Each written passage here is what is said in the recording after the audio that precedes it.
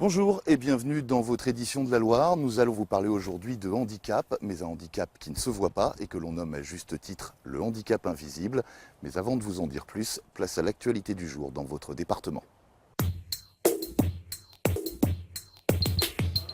5 ans de prison et 15 ans de soins en psychiatrie pour Alexis Jouet. C'est le verdict des assises de la Loire rendu hier. À 26 ans, le jeune homme a été reconnu coupable du meurtre de sa mère. En avril 2012, il l'avait poignardée dans sa maison d'Ambierle parce qu'elle refusait d'aller lui chercher des cigarettes. Les jurés ont tenu compte du handicap neurologique d'Alexis Jouet dû à un accident de moto en 2005.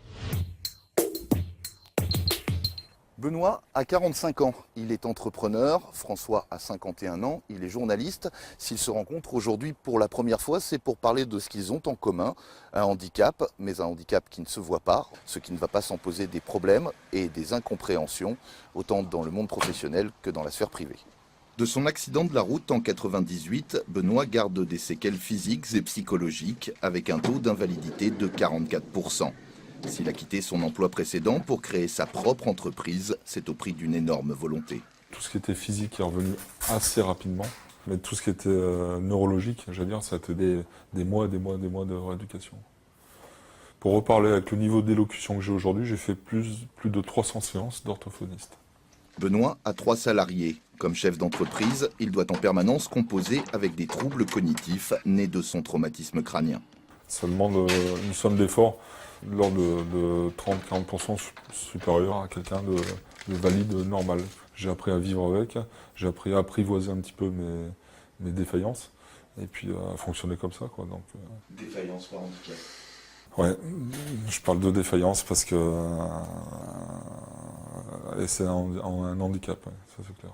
Mais un handicap qui ne se voit pas et dont même Benoît ne connaît pas l'étendue. On dénombre 6 à 8 000 cas de traumatisme crânien sévère chaque année en France. On a une prise en charge initiale qui est normalement bien structurée et d'assez bonne qualité. Mais c'est vrai que ça n'empêche pas ensuite qu'au long cours, on a un certain nombre de personnes qui ensuite se retrouvent insuffisamment aidées, insuffisamment entourées. En particulier, on le sait bien, le suivi psychologique de ces personnes est mal pris en charge actuellement par la sécurité sociale.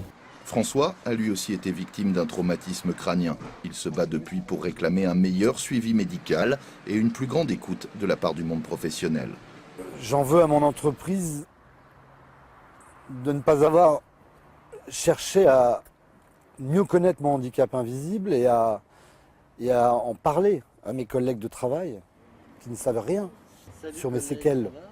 François a donc réalisé un film pour expliquer ces troubles invisibles aux conséquences sociales bien réelles.